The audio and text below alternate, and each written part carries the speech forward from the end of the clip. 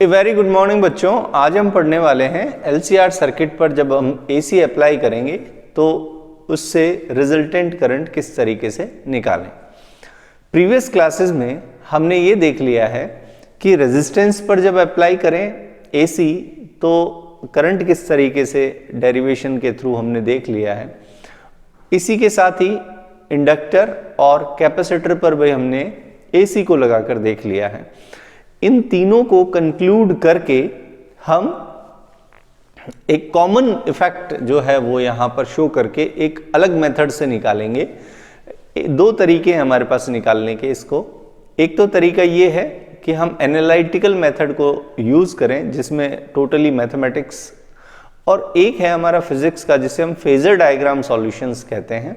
तो phasor diagram की help से हम इसको निकालेंगे। तो देखिए किस तरीके से निकालते हैं। सबसे पहले हमें एक रिवीजन करना होगा कि एल पर, सी पर और आर पर जब हम एसी अप्लाई करते थे तो उनके फेजर डायग्राम किस तरीके से बनते थे। तो फर्स्ट ऑफ ऑल मैं यहाँ पर एक आर लगा देता हूँ, यहाँ पर एक एल लगा देता हूँ और एक यहाँ पर सी लगा देता हूँ। तीनों के लिए हम यदि रिवीजन करें तो मैं कह रहा हूँ कि इसके लिए जो फेजर डायग्राम सॉल्यूशन बनते थे, V तो सभी के लिए सेम है और V की वैल्यू हमारे पास है। V की वैल्यू हमारे पास कितनी आएगी, वो सभी के लिए सेम आएगी, Vm साइन ओमेगा t। यही हमारे पास V था। इसी के साथ में जब R लगाया था तो हमने I कितना लिखा था वो इंपॉर्टेंट हो जाता है। That was Im sine omega t। जबकि यहाँ पर जो I हमने लिखा था, जब हमने एक इंडक्टर के साथ में AC का प्रयोग किया था तो हम कह सकते हैं यहाँ पर आया था हमारे पास Im sine omega t minus pi by 2, और C के साथ में जब इसका प्रयोग किया था तो हमारे पास आया था Im sine omega t plus pi by 2। ये हम देख चुके हैं। तो इसी के साथ में ही इनके फेजर डायग्राम हमने बना लिए थे। हमें पता है कि दोनों सेम फेज में हैं, इसलिए हमने V को इधर लिखा और इसी के साथ में ही हमने I को भी लिख दिया था। तो ये हमारे पास फेजर डायग्राम बन गए थे। इसी तरीके से यहाँ के लिए देखें तो हम यहाँ बता रहे थे कि भाई यहाँ पर हमने V को ड्रॉ किया है ओमेगा t एंगल से। यहाँ पर दोनों का ही एंगल ओमेगा t है, मतलब फेज ओमेगा t है। यहाँ पर ये ओमेगा t है, ये पाई बाई 2 से पीछे है I, ठीक है। और इसी के साथ में ही यहाँ पर यदि मैं ओमेगा t लगा दूं तो ये I जो है वो पाई बाई 2 से आगे है। It is I is ahead, pi by 2 angle ahead from V से पाई बाई 2 एंगल से आगे है। This angle is pi by 2 and this was pi by 2। यहाँ पर भी देखिए ये पाई बाई 2 से पीछे है, I जो है वो पाई बाई 2 एंगल से पीछे है।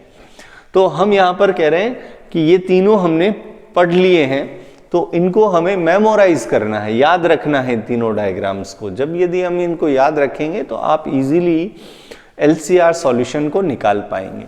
तो स्टार्ट करते हैं हम कि LCR सॉल्यूशंस में इन डायग्राम्स को दिमाग में रखते हुए, मैं इनको साइड में भी बना दूंगा जिससे हमें इजी रहे, समझने में कोई दिक्कत नहीं है। फर्स्ट ऑफ ऑल हमें क्या करना होगा, हमें एक LCR सर्किट बनाना होगा जिसके अंदर एक R जुड़ा हुआ हो, एक L भी हमने जोड़ रखा हो और एक कैपेसिटर भी जोड़ रखा हो, ठीक है। इस तरीके से जब मैं AC इस पर अप्लाई करूंगा तो डेफिनेटली यही अप्लाई होगा Vm sine omega t। AC हमेशा वही रहेगी, वोल्टेज जो अप्लाई की है वो वही रहेगी जो हम शुरुआत से अप्लाई करते हुए आ रहे हैं। सारी डेरिवेशन में सेम अप्लाई करते हैं, तो इसके अंदर भी वही अप्लाई कर दिया हमने वोल्टेज। और अब हमारा मोटो क्या है, अब हमारा एम क्या है, हमारा एम सिंपल है, I को फाइंड आउट करना कि I कितना है। तो इसके लिए हमें किरचॉफ लॉ लगाते थे, तो किरचॉफ रूल लगा दीजिए। इसके अंदर जब आप किरचॉफ रूल लगाएंगे तो आपके पास देखिए क्या आ जाएगा। सिंपली मैं कह सकता हूं that is Vm sine omega t minus IR, I suppose करो इसके अंदर करंट फ्लो हो रही है, minus Q by C minus, और यहां पर क्या आ जाएगा बेटा, L D I upon D T. देखिए सारी अलग अलग टर्म्स में है, इज इक्वल्स टू 0। अब इसको सॉल्व करना मुश्किल हो जाएगा। क्यों हो जाएगा? इसलिए हमें कुछ ना कुछ इसके लिए अज्यूम करना पड़ेगा। तो हम इसको अज्यूम कर लेते हैं कि I कितना है, या अज्यूम कर लेते हैं Q कितना है। Q यदि अज्यूम कर लेंगे तो हम इजीली इसको सॉल्व कर पाएंगे। तो इस तरीके से आप इसको सॉल्व कर सकते हैं। वो इनडायरेक्ट मेथड, एनालिटिकल मेथड है जिससे आप इसको सॉल्व कर पाएंगे, लेकिन उससे सॉल्यूशन हम नहीं करेंगे। हमारे पास इजी तरीका है, क्योंकि हमें फेजर डायग्राम अच्छे से याद है। तो जब फेजर डायग्राम मुझे याद है तो मैं यहाँ पर छोटे से फेजर डायग्राम बना लेता हूँ, फिर इसका सॉल्यूशंस निकालते हैं। तो सबसे पहले मैं यहाँ पर R के लिए बना लेता हूँ, ये R के लिए। देखिए ये बार बार मैं आपको इसलिए बनाकर बता रहा हूँ कि आप भी इसकी प्रैक्टिस कर लें और कोई गलती ना करें। जब भी आप इसको बनाएं तो कोई गलती ना करें, ठीक है। इससे क्या है कि ये R के लिए हो गया, ये L के लिए भी बना देता हूँ, L के लिए, क्योंकि ये समझने में थोड़ा सा मिस्टेक हो जाता है, इसलिए बच्चे गलती कर जाते हैं और ये गलती ना हो इसका हमें विशेष ध्यान रखना है। देखिए केवल V और I का डिफरेंस है, वो आपको थोड़ा सा समझना है। देखिए किस तरीके से अब हम इसका सॉल्यूशन निकालते हैं। ये डायग्राम मैंने रफली बना लिए हैं और इनको ध्यान में रखते हुए हम इसको ड्रॉ करेंगे। तो सबसे पहले हमें पता है कि सर्किट के अंदर तीनों ही जुड़े हुए हैं, लेकिन one thing is common in for all the components and that is I is same for all the components. Clear? हाँ, बहुत सारे कंफ्यूजन है जिनको हम नेक्स्ट चैप्टर में क्लियर करेंगे। लाइक यहाँ पर देखिए कैपेसिटर की प्लेट्स हैं। कैपेसिटर पर जब AC लगाते हैं तो क्या होता है, ये बहुत इंपॉर्टेंट क्वेश्चन है। इसके साथ में ही इंडक्टर पर जब AC लगाते हैं तो क्या होता है, बहुत इंपॉर्टेंट क्वेश्चन है, जिसका आंसर तो वैसे हमें पिछले 2 डेरिवेशंस में मिल चुका है। यदि हम उसको थोड़ा सा सोचें तो हमें ये क्लियर हो जाना चाहिए कि यदि किसी कैपेसिटर पर हम AC लगाते हैं और DC लगाते हैं तो डिफरेंस क्या होता है। AC जब लगाओगे तो होगा ये, पहले तो DC जब लगाएंगे तो होगा ये कि कैपेसिटर चार्ज होना स्टार्ट हो जाएगा, लेकिन जैसे ही चार्ज होना स्टार्ट होगा, जैसे ही इसका सैचुरेशन आ जाएगा, मतलब सारा चार्ज इसमें चला जाएगा, तो ये चार्ज होना बंद हो जाता है। और जब बंद हो जाएगा तो इसके अंदर करंट फ्लो होना बंद हो जाती है। तो एक इंस्टेंट के लिए करंट फ्लो होती है। तो हमें इस चीज का ध्यान रखना है कि जब तक कैपेसिटर चार्ज होता है तब तक करंट फ्लो होती है, उसके बाद करंट फ्लो होना बंद हो जाती है। तो यहां पर करंट फ्लो बंद हो जाएगी। और ऐसे कुछ एग्जाम्पल हमने किए थे ऑनलाइन क्लासेस में, जिसके अंदर हमने एक पैरेलली कैपेसिटर लगा दिया था, तो उसका केवल इतना सा इफेक्ट था कि वो चार्ज हो जाए, उसके बाद में उन सर्किट्स में करंट फ्लो होना बंद हो जाती है। लेकिन यहां पर थोड़ा सा इसके अपोजिट हम काम करें कि AC लगा दें, तो प्रोसेस ये होता है कि AC में जब करंट इंक्रीज होती है तो ये चार्ज होना शुरू हो जाता है, मैक्सिमम जाने के बाद ये डिक्रीज भी होती है, और डिक्रीज होने के बाद क्या होगा, ये डिस्चार्ज हो जाएगा। उसके बाद में इसकी पोलैरिटी चेंज हो जाती है, करंट की जो डायरेक्शन है वो चेंज हो जाती है, और उसी के साथ में ही ये negatively charge, opposite plates charge होना शुरू हो जाती है। जैसे ये पहले राउंड में फर्स्ट हाफ में ये पॉजिटिवली चार्ज थी, सेकेंड हाफ में ये वाली नेगेटिव चार्ज हो जाएगी। तो हम कहेंगे कि ये अपोजिट प्रोसेस चलता रहता है, charging discharging, charging discharging, charging discharging, ये चलता रहेगा और कंटिन्यूअसली करंट फ्लो करती रहेगी अपोजिट पोलैरिटी 1 by 1। ठीक है, ये प्रोसेस इसमें रन करेगा। इसका मतलब जब हम AC लगाते हैं तो कैपेसिटर में कंटिन्यूअसली करंट फ्लो होती रहती है, ये रुकता नहीं है। ऐसा ही कुछ इंडक्टर में भी होता है, इसको फिर कभी हम डिस्कस करेंगे, लेकिन यहां पर हमें डेरिवेशन निकालनी है तो इसको हम बात कर लेते हैं।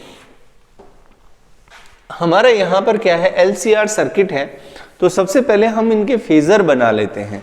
Because I is common for all the components, that's why we can draw a phasor diagram which contain I as a common and all the other components in different terms। जो भी हमारे notation हम बनाएंगे उसी के according उसको लगा देंगे। लेकिन what we are going to do is we are merging all 3 diagrams in one diagram।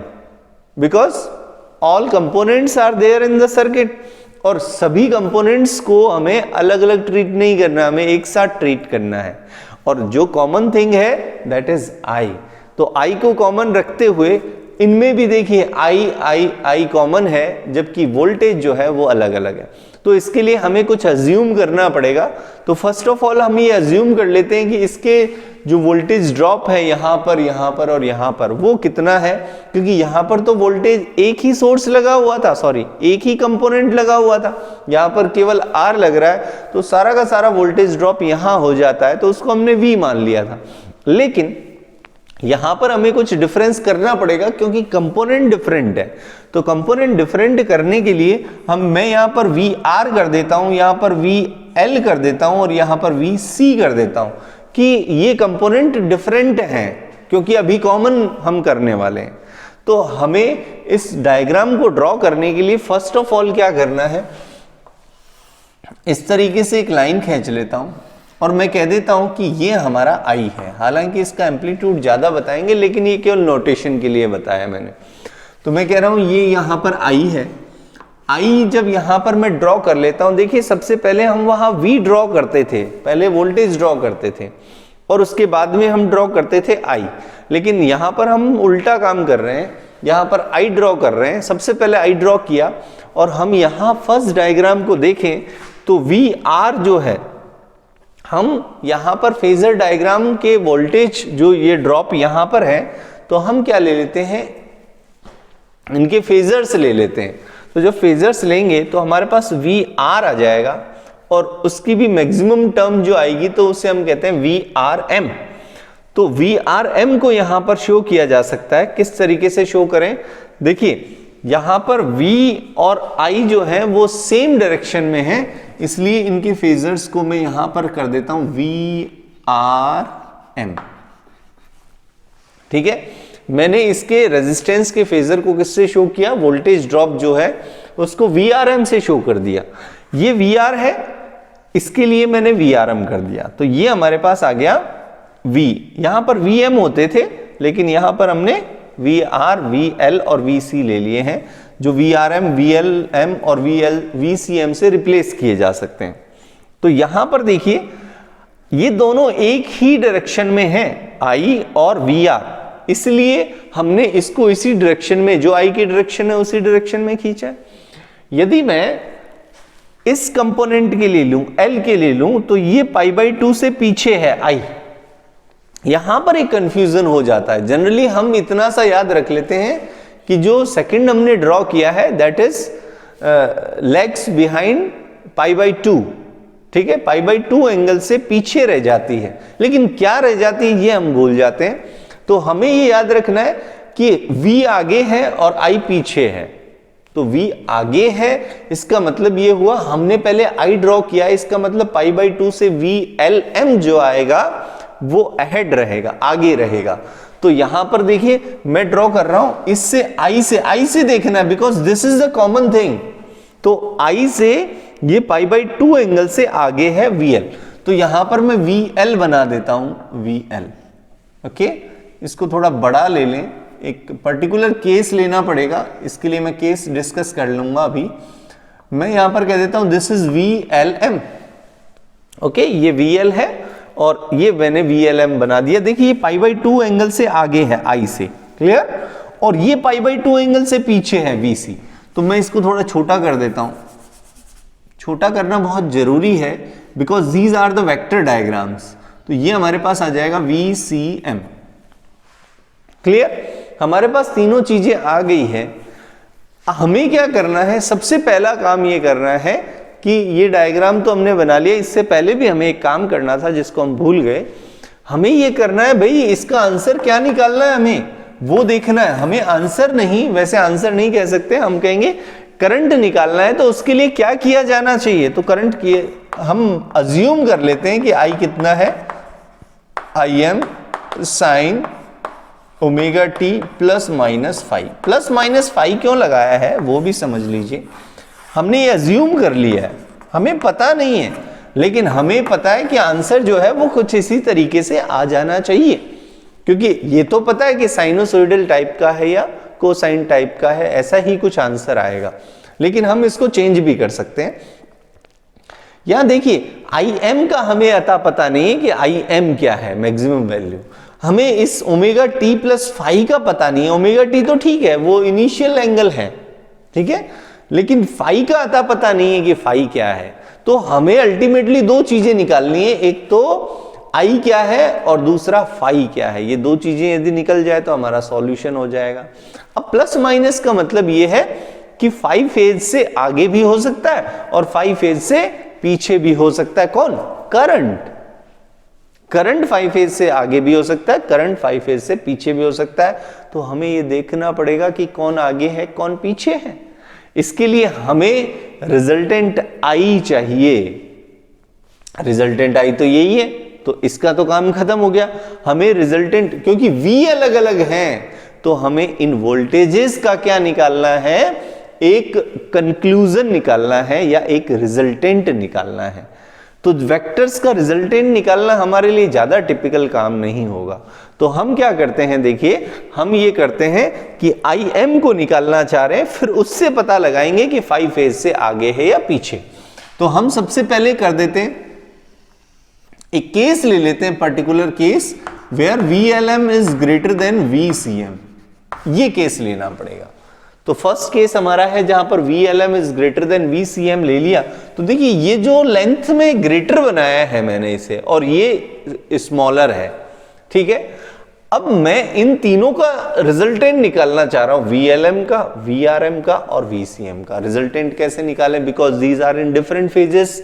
तो हम इसको निकालने के लिए क्या करें, सबसे पहले इन दोनों का रिजल्टेंट निकाल लेते हैं और एक रिजल्टेंट वेक्टर इन दोनों का आ जाएगा और ये इजी हो जाएगा। क्यों होगा? Because these are in opposite side. Opposite है कि नहीं? देखिए, तो अपोजिट का रिजल्टेंट निकालना बहुत इजी हो जाता है, क्योंकि डायरेक्शन बिल्कुल अपोजिट है, तो उनको सब्ट्रैक्ट कर दीजिए, ठीक है ना। और रिजल्टेंट किस साइड में आएगा? जो ग्रेटर वैल्यू का होगा उस साइड में आ जाएगा। तो मैं यदि लेंथ वाइज मेजर करूं तो मैं कह रहा हूं कि इतना बड़ा है ये और इतना इसमें डिडक्ट हो जाएगा, तो लगभग ये बचेगा हमारा रिजल्टेंट वेक्टर। और इसे मैं कह देता हूं V, ये हमारे पास क्या आ जाएगा, VLM ज्यादा है तो मैं यहां कर देता हूं VLM माइनस VCM है भाई ये, ठीक है, जिसकी डायरेक्शन तो ऊपर की साइड में, लेकिन रिजल्टेंट का मैग्नीट्यूड ये आएगा, because these are in equal तो नहीं कहेंगे, अपोजिट साइड, अपोजिट साइड में काम कर रहे हैं, ठीक है। अब ये तो हो गया, बट दिस, अब इन दोनों का रिजल्टेंट निकाल लो तो हमारे पास परफेक्ट रिजल्टेंट आ जाएगा। लेकिन इन दोनों का रिजल्टेंट कैसे निकालोगे? दो वेक्टर्स यदि कुछ एंगल पर हो, किसी भी एंगल पर हो सकते हैं, हालांकि यहां पर 90 डिग्री पर है, तो 90 डिग्री है तो उसी तरीके से सॉल्यूशन ले लेंगे। तो हम क्या करते हैं बेटा, हम सीधा सा ये करते हैं, एक पैरेललोग्राम बना लेते हैं। अब 90 डिग्री है तो पैरेललोग्राम की जगह रेक्टेंगल बन गया। तो जब यहां पर रिजल्टेंट की बारी आती है, एक इधर आ गया एक इधर आ गया, तो पैरेललोग्राम का जो डायगोनल होता है वही किसको शो करता है? वो शो करता है रिजल्टेंट को। इसका मतलब ये जो पार्ट है, this is the resultant. But here the length of this is VRM, length of this is VLM minus, because these are equal to each other. यहां से इसको मैं O कह दूं, ABC कह देता हूं, तो मैं कहूंगा कि ये जो OC है वो AB के इक्वल होगा कि नहीं होगा? जब इक्वल होगा तो ये भी हो जाएगा VLM माइनस VCM हो जाएगा, और ये हमारे पास VRM पहले से है। इनका रिजल्टेंट निकालना इतना टिपिकल नहीं है। क्यों नहीं है? क्योंकि ये तो पाइथागोरस लगाया जा सकता है, बेस का स्क्वायर प्लस परपेंडिकुलर का square is equals to square of hypotenuse. तो इसका स्क्वायर हमें मिल जाएगा और वही हमें चाहिए, and this will be the this will be the VM, resultant M, resultant जो होगा वो हमारे पास आ जाएगा। कितना आएगा वो देखिए, VM का square that will be equal to square of VRM plus the square of VLM minus VCM का होल स्क्वायर। ठीक है, ये हमारे पास एक रिजल्टेंट वैल्यू आ गई। लेकिन हमें पता है v इज इक्वल्स टू क्या होता है बेटा, i इंटू आर। इसको थोड़ा सा अप्लाई कर सकते हैं। देखिए यहां पर मैं लिख सकता हूं v is equals to, because v R M is equals to what, I M R, होगा कि नहीं, क्योंकि v इज इक्वल्स टू होता है बेटा आई आर। तो हमारे पास मैक्सिमम करंट और इन दोनों का रिलेशन हमें पता चल जाएगा, आई एम इंटू आर। और यदि मैं कहूं वी सी एम की बात करूं तो ये हो जाएगा वी सी एम का मतलब ये है that is I into R ही होना चाहिए, लेकिन आई एम तो कॉमन है, बट यहां पर आर जो है, आर की जगह क्या आता है, एक्स सी आता है, जिसे हम कहते हैं कैपेसिटिव रिएक्टेंस। ओके, और इसी तरीके से वी एल एम की बात कर लूं तो मैं कह सकता हूं आई एम एक्स एल आ जाएगा। इन वैल्यूज को यहां पुट करें तो हमारे पास देखिए बहुत बढ़िया सा एक्सप्रेशन आ जाएगा। वी आर एम की जगह मैं लिख देता हूं I M square R square plus V C M. यहां पर I M X C minus I M X L. L ज्यादा है ना बेटा, तो ये एल होना चाहिए, तो यहां पर मैं एक्स एल कर देता हूं और यहां एक्स सी कर देता हूं। ओके, इसका स्क्वायर, क्लियर। यहां से कुछ कॉमन आ जाएगा, कॉमन आके हम इसका Vm का रिजल्टेंट निकाल लेता हूं। एक ही स्टेप में लिख देता हूं बेटा, Vm will be equal to what, I M root of R square plus X L minus X C का whole square. This is the value of Vm। और इसको Im लिखा जा सकता है, इसका Im कितना आ जाएगा, देखिए Im आ गया हमारे पास Vm upon root of R square plus XL minus XC का होल स्क्वायर। देखिए ये हमारे पास बिल्कुल सिंपल सा एक्सप्रेशन आ गया। Im की वैल्यू चाहिए थी ना हमें, Im मिल गया ना, मिल गया कि नहीं, क्लियर। तो ये हमारे पास Im मिल गया। लेकिन यदि नॉर्मल फॉर्मूला से कंपैरिजन करें, नॉर्मल फॉर्मूला से कंपैरिजन करें, किस फॉर्मूले से भाई, v is equals to I R से, तो v is equals to I into R. तो this is behaving like R resistance of this circuit. ठीक है, जहां हमने प्रीवियस टॉपिक्स में बात की थी, रेजिस्टेंस की बात की थी, फिर जब हमने इंडक्टर लगा दिया तो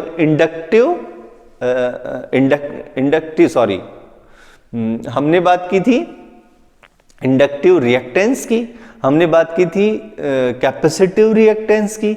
लेकिन यहां पर हम बात कर रहे हैं इस वाले LCR सर्किट में रेजिस्टेंस की, तो इसका नाम होता है बेटा impedance, what we call it impedance.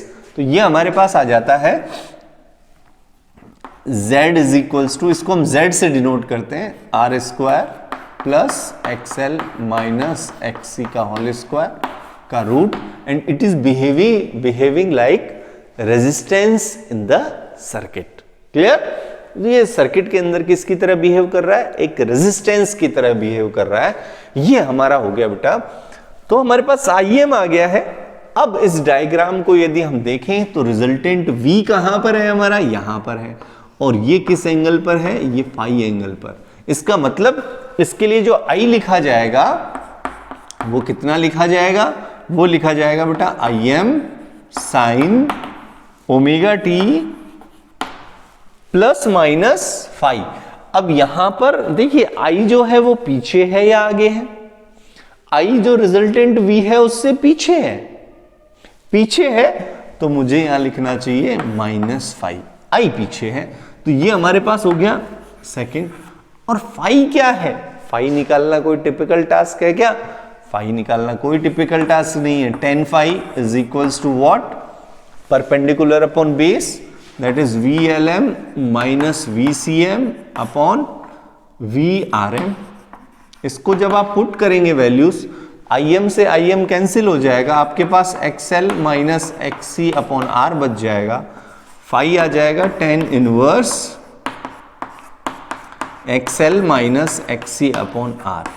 तो ये हमारे पास कुछ केसेस आ गए जिनसे हमें पता चल गया है first equation is showing the voltage, second equation showing the current, where all the Im और फाई जो है वो हमें यहां से मिल जाएगा, फाई यहां से मिल जाएगा, Im यहां से मिल जाएगा।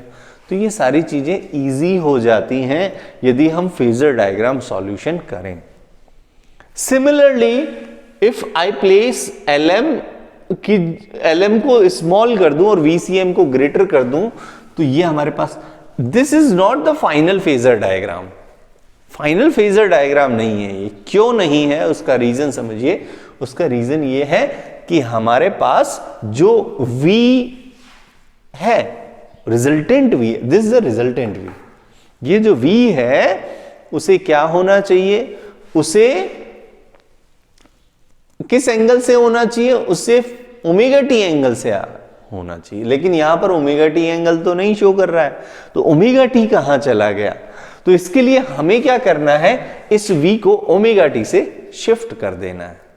इस V को क्या करना है, ओमेगा टी से शिफ्ट कर देना। जैसे ही हम इसको घुमाकर थोड़ा सा शिफ्ट करेंगे और यहां से एक ओमेगा टी का एंगल बना देंगे, तो हमारे पास क्या आ जाएगा, ये आ जाएगा। क्लियर। तो इस तरीके से हम इसको बना सकते हैं और फाइनल इसका सॉल्यूशन हो जाएगा। इस तरीके से ये हमारा हो गया फेजर डायग्राम सॉल्यूशन। ये फाइनल फेजर नहीं है, इसको आप बनाने की कोशिश करिएगा, नहीं होगा तो अगली डेरिवेशंस में हम इसको ट्रीट करेंगे। तो आई होप कि ये समझ में आ गया होगा।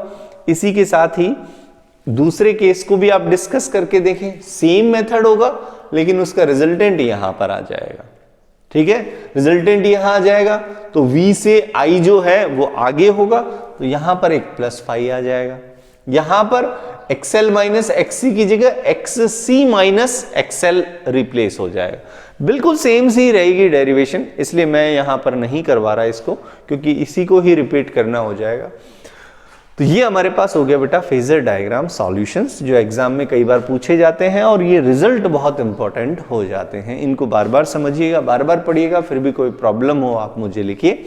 तो इस टॉपिक में इतना ही। नेक्स्ट वीडियो में हम देखेंगे, या नेक्स्ट टॉपिक में हम देखेंगे शार्पनेस ऑफ रेजोनेंस।